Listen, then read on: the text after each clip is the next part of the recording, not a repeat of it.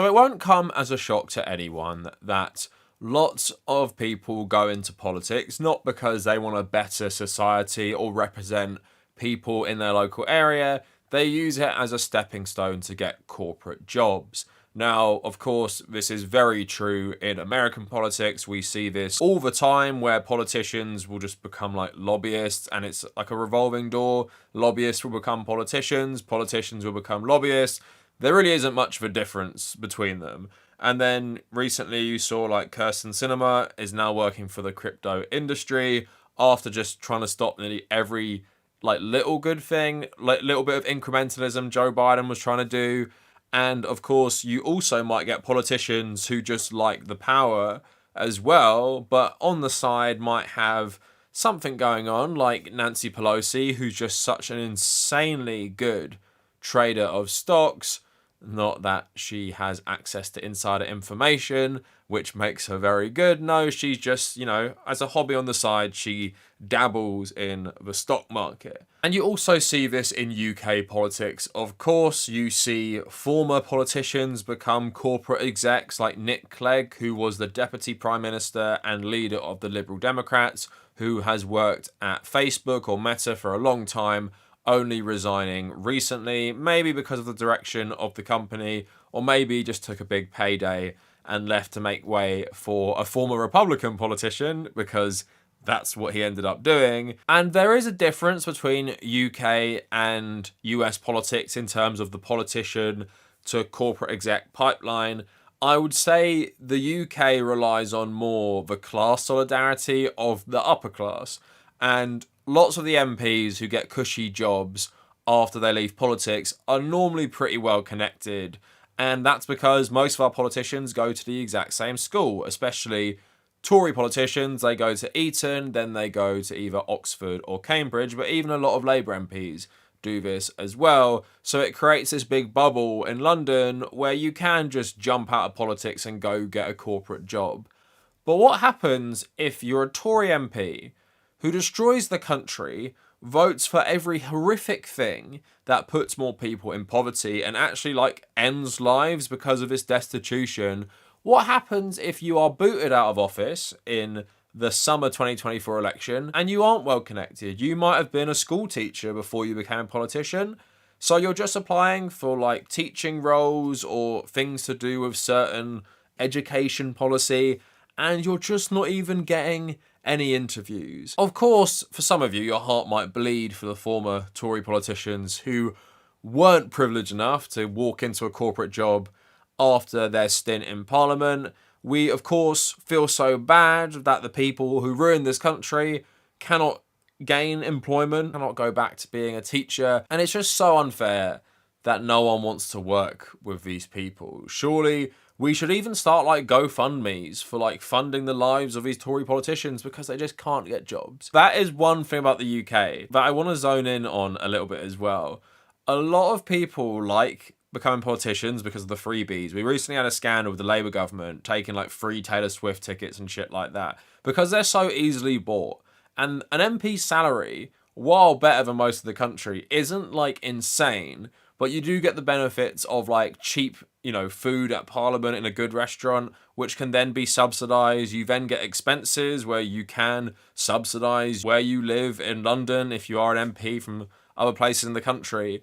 And I want to talk about all of this today in regards to the Tory MPs who can't get jobs anymore, because ultimately I just find it funny. So all of that coming up for you today. Please like the video, check me out on social media, check out my gaming Instagram, check out my personal Instagram and travel Instagram, check me out on Blue Sky, that is my main social media at the moment. And also, if you want to support the channel, please support me on Patreon or YouTube memberships. So yeah, this article was going viral, and I'm going to save this for a little bit later, about Tory MPs who just can't get jobs. But before we go on to that, I just want to talk about how being an MP in this country is actually a pretty decent job, especially considering a lot of them have other jobs like Nigel Farage, and a lot of them don't actually do that job very well because there isn't like a massive requirement to show up every day, show up for your constituents in your home office in your district or even show up to vote on stuff in Parliament. So just going through like the benefits of being an MP in this country, the basic annual salary for an MP in April 2024 is £91,346. MPs also receive expenses to cover the cost of running an office, employing staff, having somewhere to live in London or their constituency, and travelling between Parliament and their constituency. There have been loads of scandals over the years about MPs using these expenses for like pretty dodgy stuff that they don't need, but that is obviously still rife in Parliament. People using these expenses on top of his salary, which is, you know, better than most of the country's salary, to basically live a life of luxury at the cost of the taxpayer. Now, one thing that is pretty insane is there are several like restaurants and cafes in the House of Commons itself, and they serve really cheap food, which is meant to be really good. And it's cheap because it is subsidised by the taxpayer, and they can also claim it on expenses. So how's that for double dipping in the public funds? So the Standard wrote an article a couple years ago. This was in response to a petition just calling on this subsidy to end, basically. So subsidising meals in the House of Commons for politicians and parliamentary pass holders is thought to cost the taxpayer up to £7 million a year, which is just so insane. None of us get our lunch subsidised. While those in Westminster can take advantage of a publicly funded meal discounts, the campaign pointed out that 3 million Brits relied on food banks last year alone. So actually on the Parliament website, you can find the menus of some of these places just to show you like how subsidised these meals are. For again, people who make £91,000 a year to be an MP, and they can claim expenses on multiple things, including food.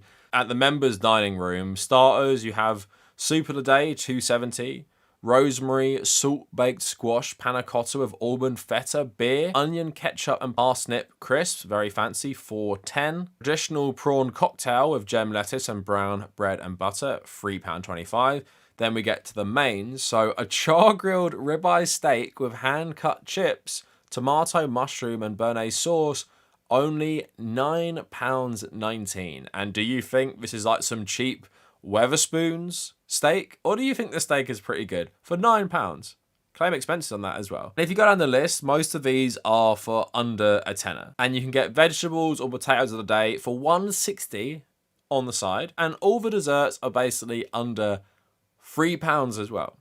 So you can eat a pretty decent meal for £15 because the taxpayer is subsidising the canteen. Obviously, when you compare that to how much shit the average British person has to eat because of poverty, how many people have to use food banks all the time, how much these massive corporate supermarkets who are in bed with the government, how much they raise their prices all the time. It feels like every time I go to the shops, everything I buy is at least another 10p more expensive for like a single item. And just think about how many of these MPs in Parliament actually come from wealth themselves and don't need us to subsidise their living expenses, let alone subsidise a very fancy and expensive lunch. And again, you can go onto the website, you can view these menus.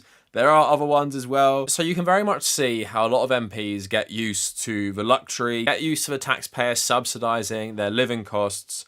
And you can see how for a lot of them, it would be very hard once that is taken away, especially considering all they had to do was like sell their soul to the devil to get this cushy job in the first place.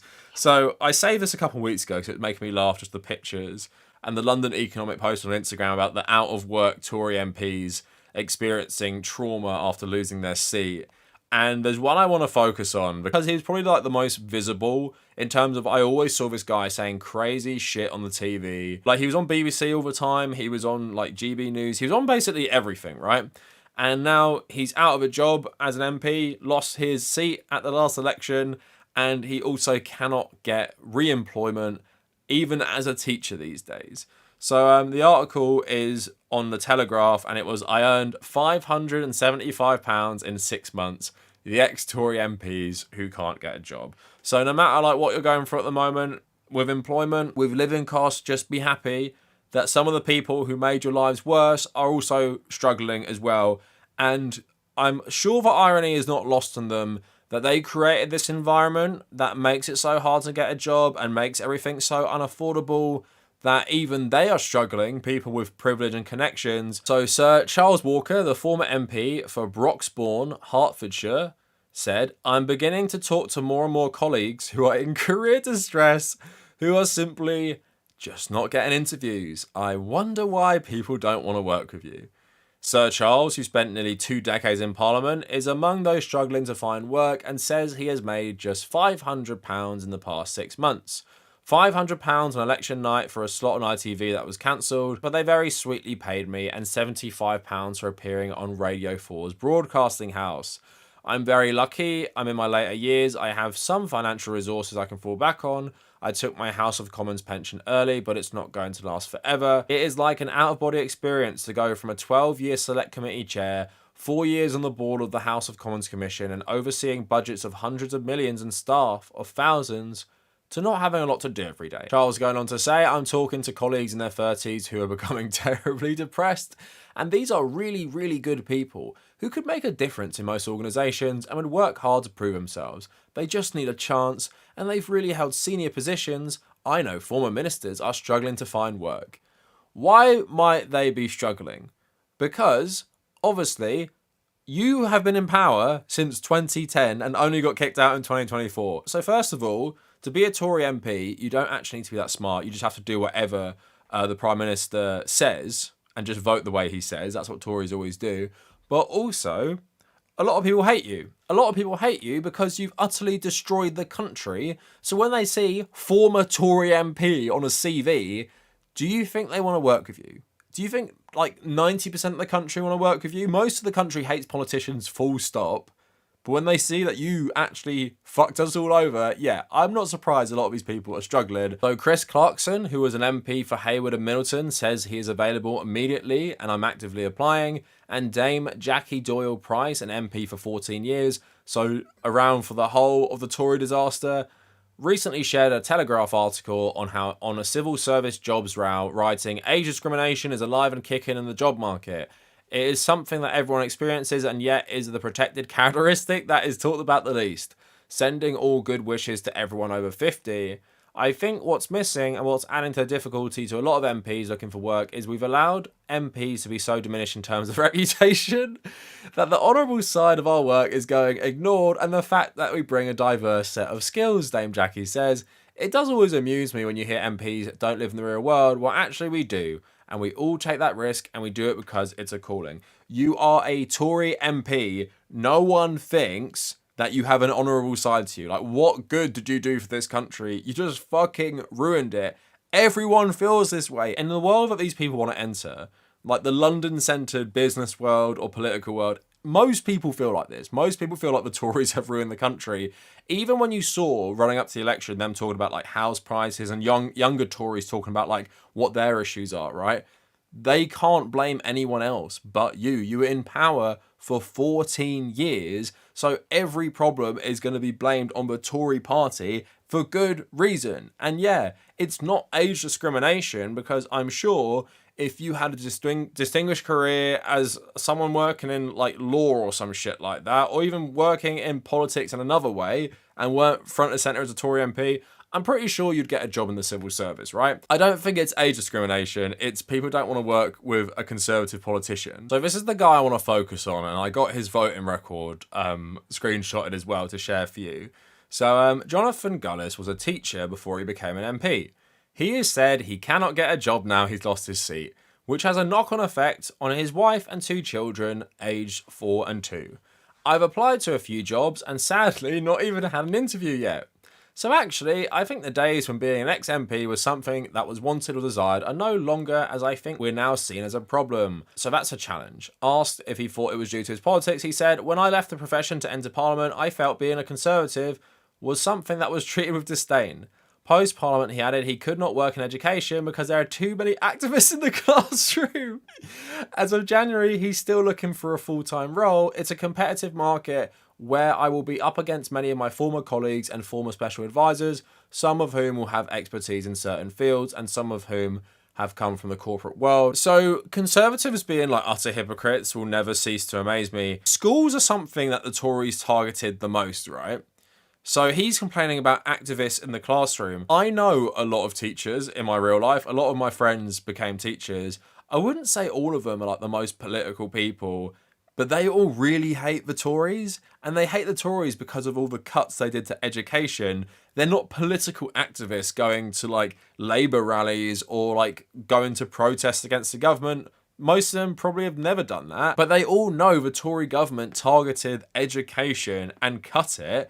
So if you're a former Tory MP trying to get a teaching job, yeah, most teachers don't want to know because they know they can look up your record and be like, well, this guy fucked us over as well. So it's not political activists, and take some fucking accountability. That's what you Tories believe in. That's what you Conservatives believe in. Take some accountability for your actions. People don't fucking like you and they don't want you at their place of employment because you did stuff that hurt them in many, many ways, and especially if you're a teacher. So on this note, because this is one of the more unhinged MPs, and that's another point to it, he wasn't like even your run-of-the-mill, boring Tory MP. He was always on TV saying insane shit. But anyway, let's leave that to one side. So let's have a look. On They Work For You, Jonathan Gullis, voting summary, how he voted on welfare, benefits and pensions. Generally voted against the reduction in spending on welfare benefits. He could use that right now since he's unemployed, but that's a shame. So how he voted on social issues, consistently voted against laws to promote equality and human rights. Yeah, I want to be a teacher, and my qualifications are, when I was a politician, I constantly voted against human rights. So, yeah, can I work in your school, please? So on environmental issues, consistently voted against improving biodiversity, consistently voted against improving environmental water quality, voted against greater regulation of fracking, voted against improving air quality, voted against measures to prevent climate change, against human rights and against making air healthier to breathe. Clearly a guy who cares about children, consistently voted for a stricter asylum system, and consistently voted for making it easier to remove someone's British citizenship, consistently voted for authorising criminal conduct by undercover officers, always voted for stronger laws of enforcement of immigration rules, consistently voted against higher taxes on banks, consistently voted for more restrictive regulation of trade union activity. No wonder teachers hate you. So yeah, former teacher turned Tory MP, when he became an MP, made anti-union votes, made anti-environment votes, made anti-human rights votes, even voted against improving air quality that children breathe, and then blames him not being able to get a teaching job as there being too many political activists in schools. Not that anyone could just look up your voting record and be like, I don't really want this guy in the workplace. I don't want him in the school because people will know what he did. I don't want someone who both clearly doesn't care about children's welfare and clearly doesn't care about the welfare of teachers and unions. Therefore, I am not going to give you a job at this school. And you're going to find it hard. And also funny that he's voting against all these things, that, you know, voting against welfare and shit that he could benefit from now. But for these people, they don't really think about life after politics. Being an MP is their meal ticket. He goes from being a teacher who'd probably be on max like maybe 50k at the point in his career, maybe a bit more if he went to or taught at like a more fancy school, goes up to 91k, gets expenses, gets subsidised meals, gets TV appearances, living the high life. Oh shit, you didn't go to Eton, you didn't go to Oxbridge, you weren't one of the elite, your buddies weren't giving you a job after you left Parliament, and you're going to have to be a teacher again. Oh wait, everything you voted for pissed off most of the country and they don't want to work with you anymore. So Tory MPs, take some accountability, and it should be a lesson to a lot of you. If you're not in the actual upper class, no one is going to protect you when you lose your job, because the UK is still a firmly class-based society, and lots of the people who get jobs after being MPs, they have these links. They have these connections that they've had since they were very young at university, and that's what gets them these cushy, easy jobs after they leave Parliament. The US is a bit different, of course, because it feels like if you go into Congress or the Senate, you could be a no one, you could come from humble beginnings, but if you just let a corporation buy you, or several corporations buy you, they'll hook you up afterwards, and that's the point of becoming a politician in the first place. Like, Kirsten Sinema was like a radical left-wing activist, and then she's become what she's become because she was clearly bored the second she walked into politics, and she was happy with that. So for a lot of people, politics isn't about like a higher calling, as one of those Tory MPs said. It's literally about just getting a cushy job.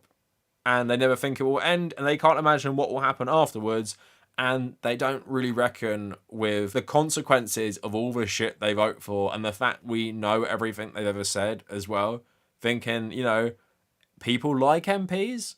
People will hand you that job? No, you've got it wrong. You've got it wrong. It's your class will hand you the job, but often for like political access or because they have your back, not because MPs are some sort of like respected profession. It's literally one of the like least respected professions out there.